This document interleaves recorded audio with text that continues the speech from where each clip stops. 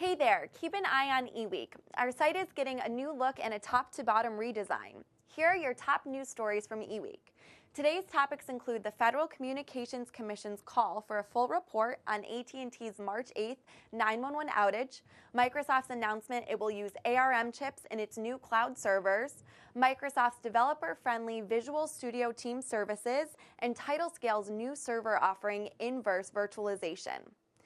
The FCC is investigating a 911 service outage which affected an unannounced number of AT&T Wireless customers across the United States for several hours on March 8th.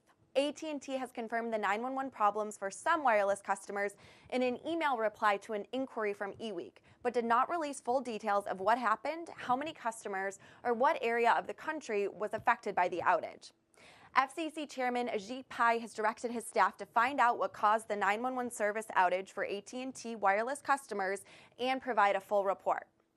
Microsoft said March 8th that for the first time it has decided to start using chips based on ARM holding designs in the hundreds of thousands of servers that run its cloud services.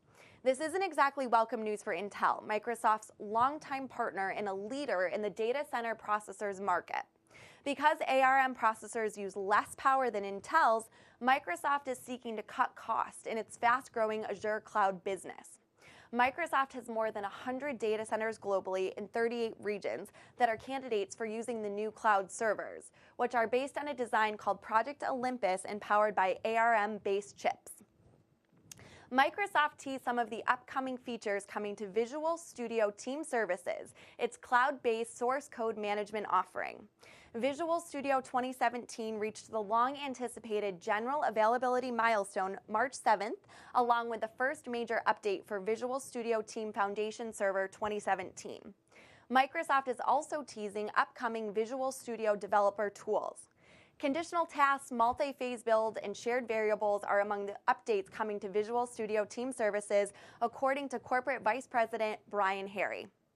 A little-known startup called Tidal Scale may well have come up with the biggest advance in servers since VMware's virtualization of the Intel IA32 platform 18 years ago. Tidal Scale is doing something it calls inverse virtualization. Instead of taking a standard server and slicing it up into smaller pieces for individual applications, Tidal Scale aggregates computing power from various commodity-type boxes from within a system and corrals it all into a single computing ocean or dynamic RAM computing power. Tidal Scale already has several units in daily production whose owners say it works very well.